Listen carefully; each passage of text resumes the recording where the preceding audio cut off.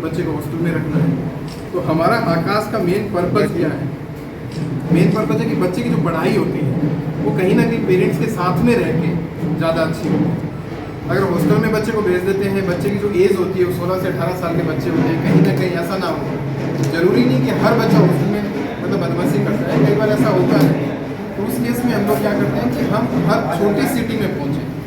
मतलब आप ऐसा नहीं कि ओनली मेट्रो सिटीज़ में भी हम ए सिटी है, बी सिटी है, ऐसा नहीं।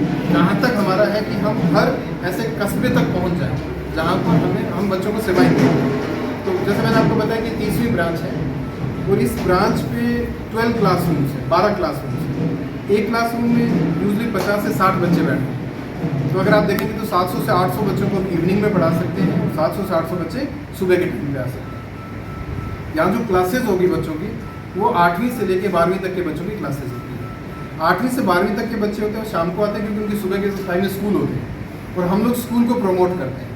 कभी भी हम ये प्रमोट नहीं करते कि आप स्कूल छोड़ दो और हमारे पास पढ़ना स्टार्ट कर दो, क्योंकि हम कभी भी स्कूल का ऑल्टरनेट नहीं बन सकते। हम ओनली स्कूल को सपोर्ट करते हैं, बच्चे को कॉम्पिटिटिव प्रिपरेशन कराते हैं, उसके साथ स्कूल की भी करवाते हैं, क्योंकि स्कूल का सिलेबस और कंपटीशन का सिलेबस ऑलमोस्ट सेम है। भाई कंपटीशन में क्या ऑब्जेक्टिव क्वेश्चंस आने हैं, आपकी ऑब्जेक्टिव अप्रोच होनी चाहिए, आपके कॉन्सेप्ट्स उस हिसाब से क्लियर होने चाहिए, और स्कूल में बच्चे की सब्जेक्टिव की प्रैक्टिस होती है, बट स्कूल में बच्चे का ओवरऑल डेवलपमेंट भी होता है। इसलिए हम स्कूल का जो टाइमिंग होता है, यूजुअली स्कूल 2 से लेकर 2:30 बजे तक स्कूल होता है। बच्चा लंच करने के बाद में शाम को 4 बजे तक हमारे पास आ सकता है। तो हमारी जो क्लासेज होती है वो शाम को 4 बजे से लेकर 7:30 के बीच में होती है। जो स्कूल गोइंग स्टूडेंट्स होते हैं, जो 12th पास स्टूडेंट्स होते हैं, वो मेडिकल इंजीनियरिंग के लिए कई बार रिपीट करते हैं, तो उनके लिए फिर हमने सुबह के टाइम में क्लासेस रखी है। तो मॉर्निंग में 10 बजे से लेके 2-2:30 बजे तक उन बच्चों की क्लासेस होती है। हमारी जितनी भी क्लासेस होती है उसको मैं अगर 3 पार्ट में डिवाइड करूँ आपको समझाने के लिए। एक हमारी स्ट्रीम होती है फाउंडेशन। फाउंडेशन का मतलब जो बच्चा हमारा क्लास 8th, 9th और 10th का जो बच्चा होता है उसको हम बोलते हैं फाउंडेशन, क्योंकि उसका बेस हम बनाना चाहते हैं। तो वो फाउंडेशन का बच्चा होता है, उसकी क्लासेस 3 दिन होती है इवनिंग में, ताकि ऑल्टरनेट डे में बच्चा अपनी प्रिपरेशन करे, अपना होमवर्क करे, जो स्कूल का दे रखा है वो करे, इंस्टीट्यूट ने होमवर्क दे रखा है वो करे। 11th और 12th का जो बच्चा होता है या 12th पास का बच्चा होता है, उसमें 2 टाइप के बच्चे आते हैं। जो मेडिकल की प्रिपरेशन करना चाहते हैं, मेडिकल स्ट्रीम होगी, इंजीनियरिंग स्ट्रीम होगी, जो जेई मेन या फिर जेई एडवांस की प्रिपरेशन करना चाहते हैं। तो ये हमारे पास 3 स्ट्रीम होगी, एक फाउंडेशन होगी, एक मेडिकल होगी, इंजीनियरिंग होगी। तीनों में अलग अलग टीचर्स होते हैं। ऐसा नहीं कि मेडिकल वाला टीचर आपको फाउंडेशन का पढ़ा रहा है, फाउंडेशन का टीचर, क्योंकि हर जगह कॉन्सेप्ट का एक लेवल होता है। जो टीचर 8th, 9th, 10th में पढ़ाएगा वो एकदम से कॉन्सेप्ट अपना ऊपर लेके जाएगा, 11th, 12th में ले जाएगा, तो वो टीचर से हमारे बिल्कुल अलग होते हैं। टीचर्स का जो रिक्रूटमेंट होता है वो भी हमारा बहुत ही, आप कह सकते हैं कि एक स्क्रूटनी के थ्रू होता है, टफ एक होता है, जिसमें सबसे पहले टीचर्स को रिटन एक एग्ज़ाम देना पड़ता है, उसमें वो पहले क्लियर करें। उसके बाद में उनका डेमो होता है, जो एक्सपीरियंस फैकल्टीज़ होती है उनके सामने डेमो होता है कि क्या वो स्टूडेंट्स को पढ़ा पाएंगे उस लेवल का। उसके बाद में फिर टॉप लेवल पे मेरे साथ में इंटरेक्शन होता है टीचर्स का, तो मैं फिर उनसे पूरा एक्सपीरियंस है या वो उनकी जो वे ऑफ टीचिंग है, वे ऑफ मेथोडोलॉजी है, वो समझना चाहता हूँ। उसके बाद उनकी ट्रेनिंग होती है 45 डेज़ की। 45 डेज़ की ट्रेनिंग होने के बाद में उनको फिर हम एक्स्ट्रा टीचर के फॉर्म में कहीं ना कहीं हम पोस्ट करते हैं।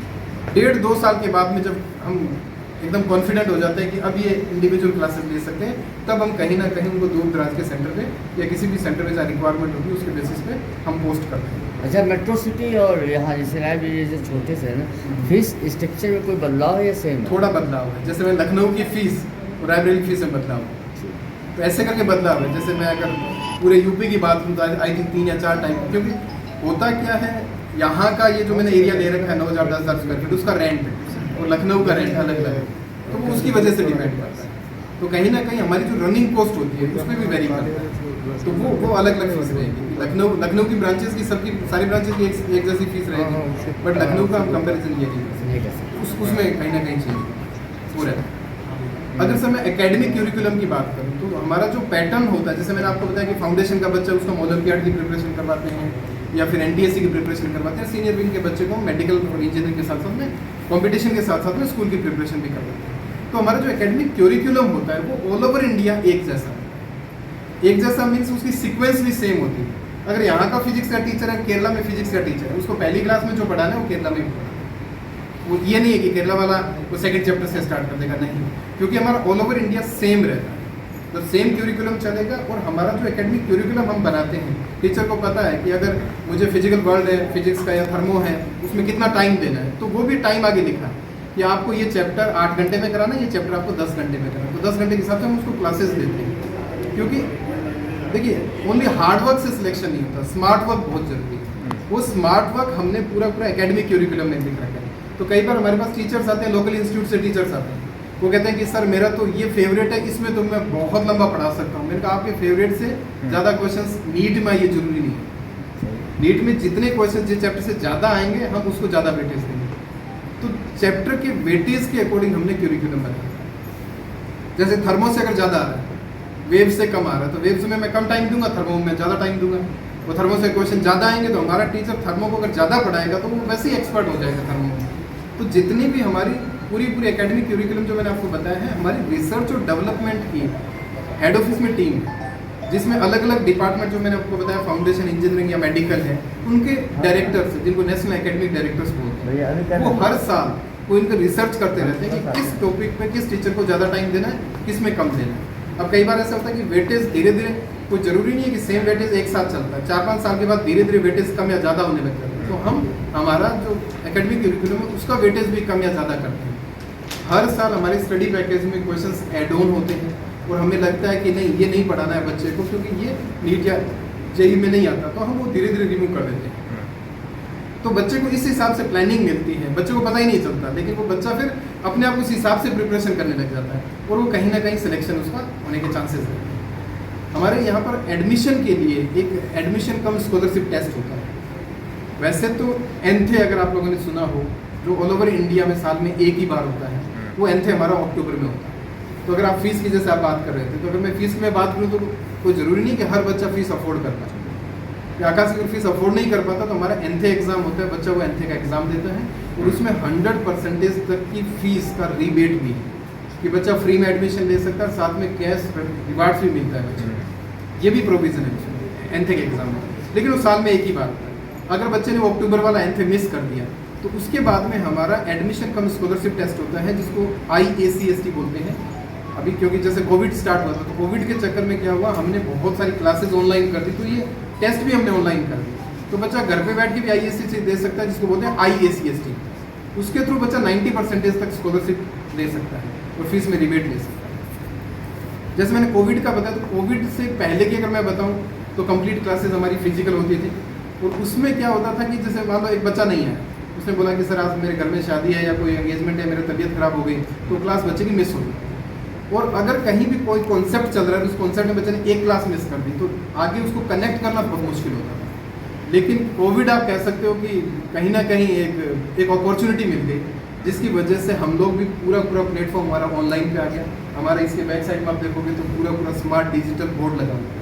तो जितने भी हमारे क्लासरूम्स हैं उसमें सब में स्मार्ट डिजिटल बोर्ड्स हैं, वाईफाई और ब्रॉडबैंड कनेक्टिविटी से वो कनेक्टेड हैं। वो टीचर्स के पास में भी अलग से एक लैपटॉप जैसी डिवाइस होती है, जिसको हम डिजिटाइजर बोलते हैं, जिसके ऊपर टीचर्स लिखते हैं, और उसको इससे कनेक्ट करके और बच्चे को यूज़र ID पासवर्ड मिलता है। बच्चा अगर यहाँ है तो ऑफलाइन पढ़ रहा है, अदरवाइज उसको लॉगिन करके वो कहीं भी बच्चा बैठा जहाँ उसको इंटरनेट की कनेक्टिविटी है, घर पे बैठ के भी पढ़ सकता है, टीचर से क्वेश्चन पूछ सकता है, तो टीचर को यहाँ भी आवाज़ आएगी अगर उसको है तो। वो लाइव क्लास बच्चा घर पे देख सकता है अगर कभी बच्चे को नहीं आता। कई बार ऐसा होता है कि बच्चे ने लाइव क्लास मिस कर दी, तो उस केस में हमारे पास में एक iTutor प्लेटफॉर्म है, उसका भी हम यूज़र ID पासवर्ड देते हैं, जिसमें ऑलरेडी हमारे पास में रिकॉर्डेड वीडियो लेक्चर्स होते हैं। तो बच्चे को कई बार ऐसा होता है, कुछ बच्चे ऐसे होते हैं, देखिए अभी फोन कर रहे हैं, हर बच्चे का लेवल अलग अलग होता है, और हम लोग कभी भी ऐसा नहीं कि अच्छे बच्चों को अलग कर दिया और जो स्लो परफॉर्मर है उनको अलग कर दिया। हमारे बैचेस होते हैं वो हेट्रोजीनियस होते हैं। हेट्रोजीनियस का मतलब first come first serve basis पे बैचेस बनते हैं। उस बैच में कुछ अच्छे बच्चे भी आ जाते हैं, कुछ स्लो परफॉर्मर होते हैं वो बच्चे भी होते हैं, तो सब बच्चे एक साथ होते हैं। तो उसमें जब हम पढ़ाते हैं तो कोई अच्छा बच्चा तो वो क्या करता है कि वो टॉपिक बहुत जल्दी कर लेता है, तो वो चाहता है मैं आगे की चीज़ें पढ़ लूँ। तो उसके लिए iTutor है। iTutor आप घर पे जाके आप सेकंड चैप्टर से पढ़ना है, आप सेकंड चैप्टर को रिवाइज कर लो।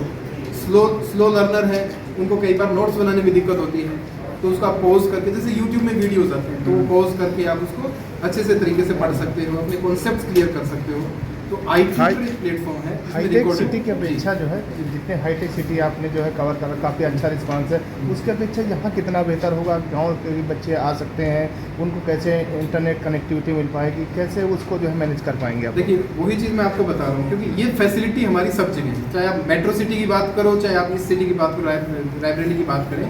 अब बच्चों को हमने फैसिलिटी तो दी, अब बच्चों पे ये डिपेंड करेगा कि उसके पास में कनेक्टिविटी क्या है। लेकिन वैसे मुझे लगता है कि आजकल बच्चे इतने यूट्यूब में वीडियोस देखते हैं, इतनी रील बनाते हैं, तो कहीं ना कहीं और इंटरनेट भी आजकल बहुत सही हो गया, इजी हो गया। बहुत नहीं है, यहाँ शहर की बात है, यहाँ सही है, तो हमारे उधर तो गाँव में कहीं कहीं नहीं काम करता है। रिकॉर्डेड एक बाइक कर ले, वीडियो एक बाइक कर ले। वीडियो रिकॉर्डेड वीडियो लेक्चर्स, हाँ। तो वो रिकॉर्डेड जो वीडियो लेक्चर्स है उसमें अगर थोड़ा बहुत भी बफर, वैसे तो रिकॉर्डेड वीडियो लेक्चर्स है वो लो बैंडविड्थ पे भी चलता है। लाइव क्लास में थोड़ा हाई बैंडविड्थ चाहिए, लेकिन रिकॉर्डेड जो आई ट्यूटर है मुझे लगता है उसमें दिक्कत नहीं है, उसमें बच्चा आराम से देख सकता है। नॉर्मल फैमिली का बच्चा